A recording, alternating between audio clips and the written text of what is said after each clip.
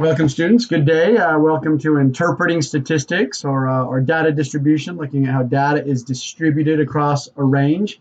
We'll spend a few minutes looking at this, and while we're doing so, I'll invite you to open your book to page 168 and take a look as I show you some statistical information and some data distribution. Here we go. Let's say that you are a statistician and you got the whole XY coordinate plan, and you look at your data and you find that it's spread out in this way. It's distributed like a bell curve. In doing that, if you were to find the mean, the median, the mode, you find those items, you find that, right here, here's the mode, it shows up the most. And when data is distributed symmetrically, the mean and the median tend to be in the exact same place, so as the mode is. So most of the information is right here, and there's a little bit over here. There's some outliers. We talked about outliers here at the end. This is what's called a symmetrical distribution. And if you look at that, you can see, well, yeah, this is like a mirror right here. It's the same on both sides. Sometimes it's called a normal distribution. But you'll find that in doing that, it's the same on both sides. There's a little bit here on the end, a little bit here on the end, but the mode is where the mean and the median tend to show up. That's called a symmetrical distribution. It's not skewed in any way. We sometimes use the term a bell curve. I could kind of draw this like a bell because it looks like an actual bell. Symmetrical. Well, sometimes in life, it does not look symmetrical.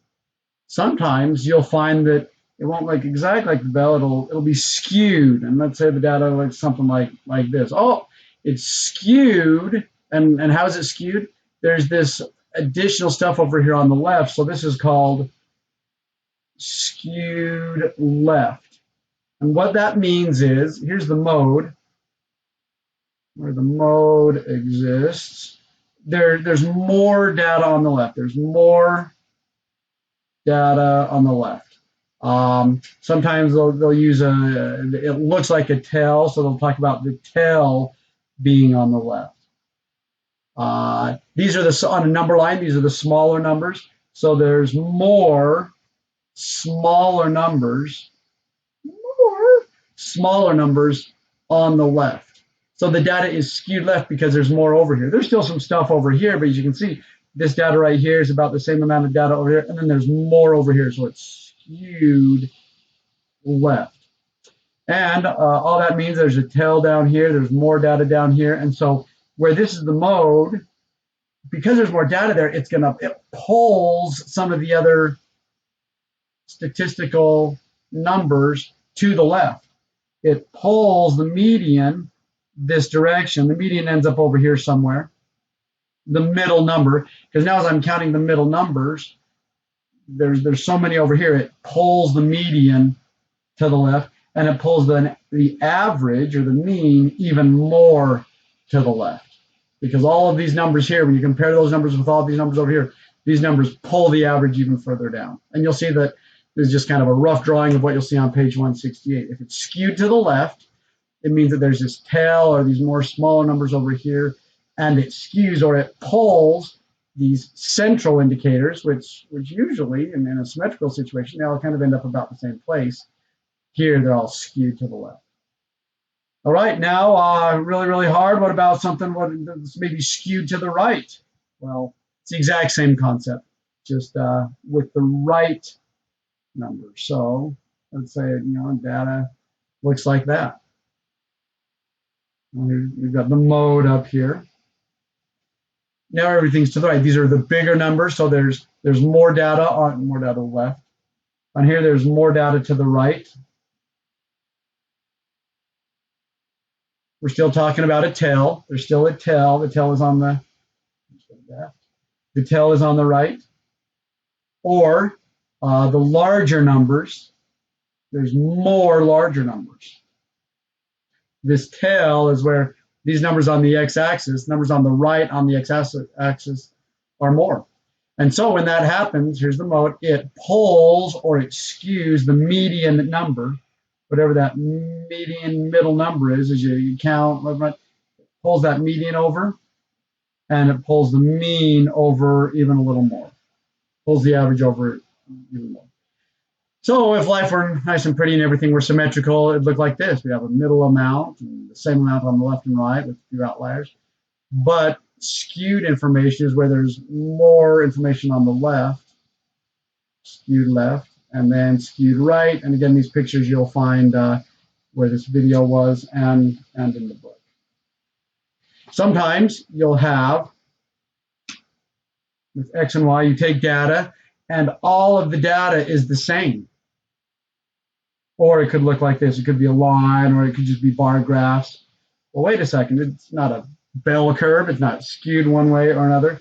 That's called uniform. And you know that. If you're all wearing uniforms, you'd all be dressed the same way. This is the uniform data where the number was the same every time we got the data.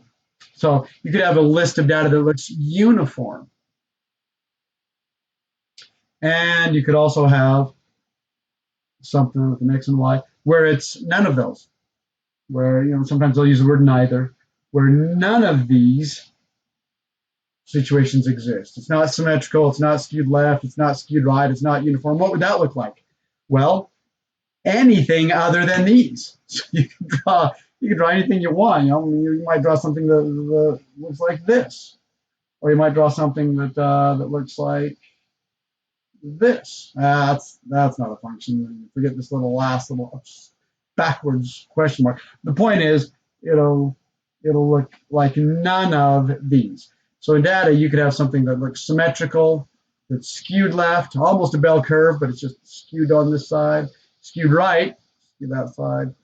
They could all be the same number. Imagine getting data and everything's the same, or it could just be none of them. Those are the main ones you'll be looking at today on how data is distributed or how you can interpret these statistics. Those are some yucky, ugly notes. I'll show you something a little better on page 169. Nice and pretty.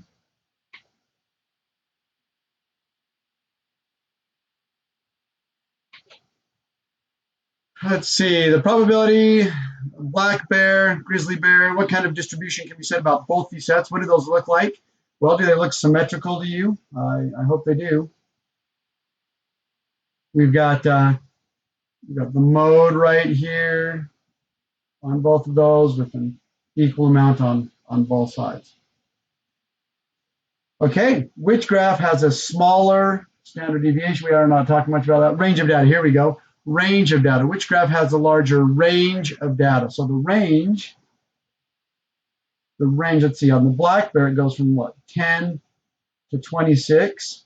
So the black bear is 26 minus 10. The grizzly bear, the range on the grizzly bear from 20 to 30.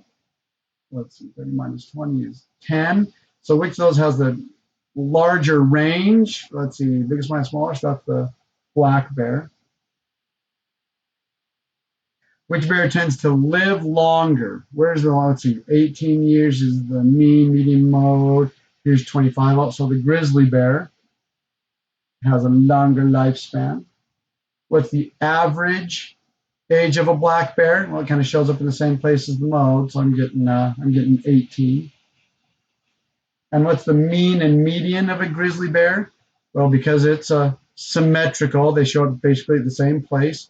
So I'm going to put 25. I see 25 about right there. And then are the two spreads equal from 10 to 26? Is that spread the same as this spread? No, they're not, because one's got a wider range. Just one example of what it means to have these data distributions and interpreting the stats that you see. Try a couple more of them, compare your answers with what's in the answer key, and good luck on the quiz today. Have a wonderful day, and thanks for watching.